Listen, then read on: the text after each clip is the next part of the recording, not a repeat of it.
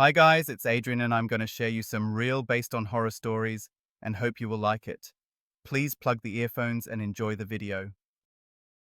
It was a chilly, misty night in late October when Emma and Josh found themselves hopelessly lost on Route 57. The couple had been driving for hours, aiming to reach a secluded cabin in the mountains for a relaxing weekend, but the GPS had failed them, and the thick fog made it nearly impossible to see the road.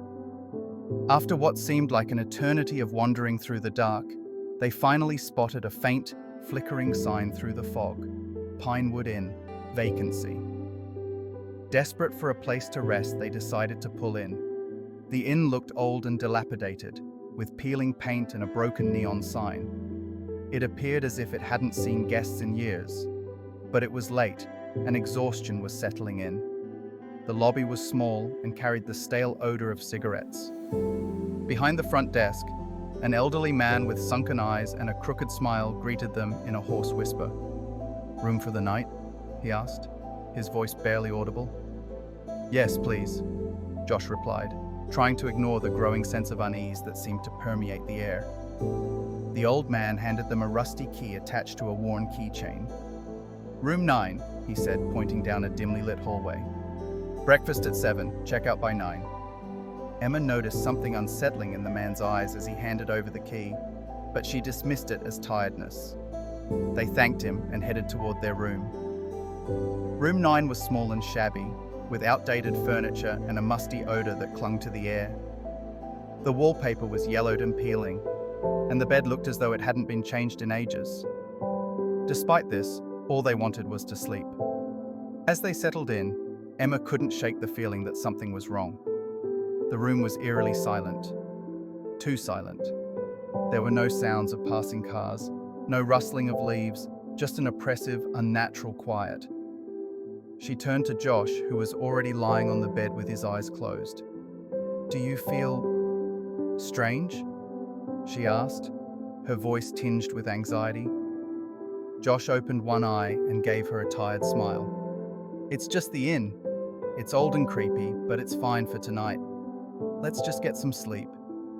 Emma nodded, but the unease lingered as she climbed into bed. She tried to ignore the unsettling feeling, closing her eyes and hoping for sleep, but it didn't come easily.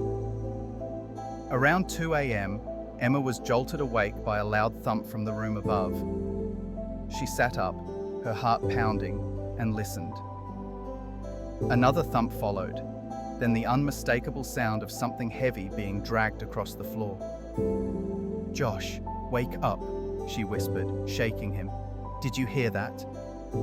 Josh groaned and sat up, rubbing his eyes. "Hear what?" Emma held her breath, straining to listen. The dragging sound had stopped, replaced by an ominous silence. Then, faintly, they both heard it. A soft, almost indistinct whispering coming from the ceiling. "It's probably just the pipes," Josh muttered, trying to convince himself as much as Emma. "Old places like this make weird noises." But Emma wasn't convinced. The whispering grew louder, more distinct. It sounded like voices. Several voices speaking in hurried, urgent tones. She couldn't make out the words, but the tone was menacing. "We need to leave," Emma said, her voice trembling. "Something's not right here." Josh was about to argue when they heard a blood-curdling scream from the room above them. The scream was so raw and filled with terror that it made their blood run cold. "That wasn't the pipes," Josh whispered, his face drained of color. Without another word, they both scrambled out of bed and began hastily packing their things. As they prepared to leave, they heard footsteps in the hallway. Slow, deliberate footsteps that grew louder as they approached their door. Emma and Josh froze, exchanging terrified glances. The footsteps stopped right in front of their door, followed by a soft knock, 3 slow, deliberate taps. Josh reached for the doorknob, intending to look through the peephole, but Emma grabbed his hand. "Don't!" she mouthed, shaking her head frantically. The knock came again, more insistent this time. Whoever or whatever was on the other side wasn't going away. Emma felt panic rising in her chest. Her heart pounded in her ears as the silence pressed in around them, heavy and suffocating. Then, without warning, the doorknob began to turn. Emma gasped, backing away as Josh grabbed a chair, ready to defend them. But the door didn't open.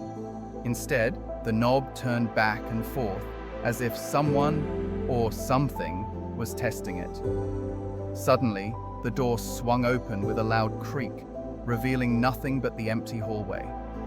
The corridor was dark and deserted, the overhead lights flickering faintly, casting eerie shadows on the walls. Josh and Emma stood frozen, unable to comprehend what was happening. They knew they should run, but their legs felt as if they were rooted to the spot. Then, out of the darkness, a figure appeared. A woman, her face pale and gaunt, her eyes wide with terror. She wore a nightgown stained with blood, her hair tangled and matted. Her mouth moved as if she were trying to speak, but no sound came out. Emma's breath caught in her throat as the woman pointed to the room above them, and then slowly faded away into the darkness. "We need to go, now," Josh said, his voice shaking as he grabbed Emma's hand and pulled her toward the exit. They sprinted down the hallway, their footsteps echoing in the empty inn. When they reached the lobby, they saw the old man behind the counter, watching them with that same crooked smile. "Leaving already?" he asked, his voice laced with a sinister tone. Without a word, they bolted out the door and into their car. The engine roared to life, and they sped away from the Pinewood Inn, not daring to look back. As they drove away, the fog began to lift, and the night sky cleared. They could finally see the road ahead of them. It was as if the inn had never existed, but the terror they felt was real, too real to forget. Later, when they finally reached their cabin, they tried to make sense of what had happened. They searched for any information about the Pinewood Inn, but nothing came up. It was as if the place had never existed. Years later, they still spoke about that night, about the woman in the blood-stained nightgown, and the haunting whispers that followed them long after they had left. No matter how much time passed, the memory of the night at Pinewood Inn lingered like a dark shadow over them, a reminder of the horrors that lie just beyond the edge